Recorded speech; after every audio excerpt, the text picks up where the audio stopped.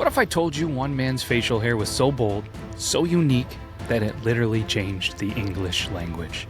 A Civil War general whose name is remembered less for battlefield glory and more for the whiskers on his face. Today, we dive into the life, the legend, and the unforgettable beard of Ambrose Burnside, the man who gave us sideburn. What's up, everybody? Welcome to another edition of Beardtory. Well, where we do beard in history, Beardtory, pretty clever guy, right? We're going to go into one that I honestly didn't know before we did this, and the research was amazing. Seriously, the man who coined the term sideburn is because of this. It is unbelievable. Stick around because we are going to rank this beard at the end of the episode and see if he can crack the top 20. You'll be able to see that list. But without further ado, let's jump in to the Beardtory of Ambrose Burnside, who was born on May 23rd, 1824 in Liberty, Indiana. His father, a local court clerk, and once been a slaveholder in South Carolina before moving north and freeing his enslaved people. Burnside grew up in modest conditions but showed an early interest in mechanics and engineering, skills that would later shape his military career. He attended the U.S. Military Academy at West Point, graduating in 1847, right at the end of the Mexican-American War. Though he didn't see major combat there, he built a reputation as dependable and likable. After serving in Mexico on the western frontier, Burnside resigned from the Army in 1853 to focus on inventing. And here's where it gets interesting. Burnside developed a revolutionary breech-loading rifle that bore his name, the Burnside Carbine. The rifle was lighter, easier to reload on horseback, and became popular with cavalry troops during the Civil War. Over 200,000 Burnside carbines were produced, making it one of the war's most used firearms. So before he was known for his whiskers, he was literally arming the Union Army. And yes, by this time, he was already cultivating his now iconic facial hair. Those massive side whiskers, clean chin, and mustache combo were impossible to ignore, even in a lot of the old school photographs. When the Civil War broke out in 1861, Burnside joined the Union Army. Thanks to his West Point connections and organizational skills, he quickly rose through the ranks. He commanded a brigade at the First Battle of Bull Run and was soon promoted to Brigadier General. His first big break came in 1862, Burnside Expedition along the coast of North Carolina. Leading a joint Army-Navy operation, Burnside captured Roanoke Island and several coastal forts. It was one of the Union's first major successes, earning him national recognition. But the higher he rose, the harder he fell. In November 1862, President Abraham Lincoln reluctantly appointed Burnside commander of the Army of the Potomac after General George McClellan was removed. Burnside himself didn't want the job, but he knew his limits, and he accepted. The result was catastrophic. The Battle of Fredericksburg, Burnside ordered repeated frontal assaults on entrenched Confederate positions atop Marye's Heights.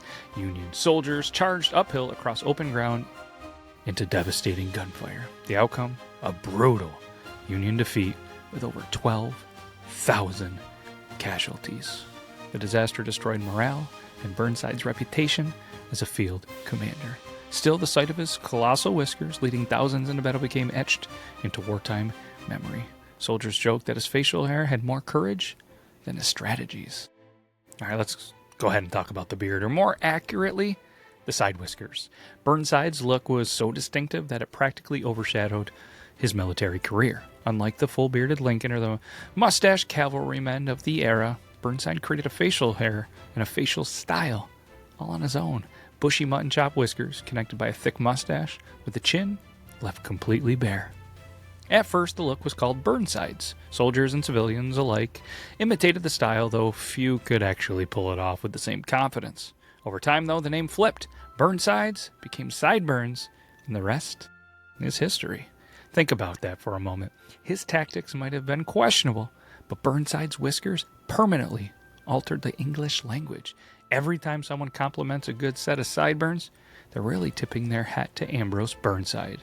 That's cultural immortality, Beard Edition. And after Fredericksburg, Burnside was reassigned, but remained in the war effort.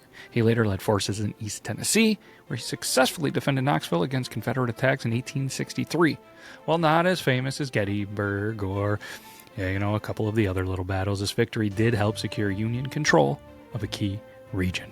After the war, Burnside's likability and reputation as a gentleman carried him into politics. He served 3 one-year terms as the governor of Rhode Island, where he was known as a moderate who focused on infrastructure and education. Later, he became a U.S. Senator, holding office from 1875 until his death. But Burnside's post-war life wasn't just politics. He worked in the railroad industry, became president of several companies, and was active in veterans organizations. He even chaired the Senate Foreign Relations Committee. While his battlefield record remained shaky, his personal charm and towering whiskers made him a public favorite. Ambrose Burnside, he passed away suddenly of a heart disease on September 13th, 1881, at the age of 57. Thousands attended his funeral in Providence, Rhode Island, honoring him as both a soldier and a statesman. Today, he's remembered less for his military campaigns and more for his face. His legacy lives not in the battles he won or lost, but in the way he shaped fashion, language, and cultural memory. Few people can say that their name turned into a permanent word in the dictionary. Burnside can. His story reminds us that sometimes it's not the victory or defeat that defines you. Sometimes it's the unique mark you leave behind. And in Burnside's case, that mark was written across the cheeks of every man bold enough to grow a pair of sideburns. This is the time where we're going to go ahead and rank the beard. We rank them on fear factor. We rank them on wisdom points. We also rank them on intimidation level, thickness and wildness, and historical impact. So let's go ahead, jump right into it. Let's start with fear factor. Burnside wasn't the scariest general on the battlefield, but his facial hair made him larger than life. The sheer audacity of his whiskers set him apart in photographs and portraits, giving him a commanding aura, even when his strategies fell short. His beard, it didn't strike fear or terror, but it definitely turned heads. So for that, I'm going to give it a 7.8 out of 10.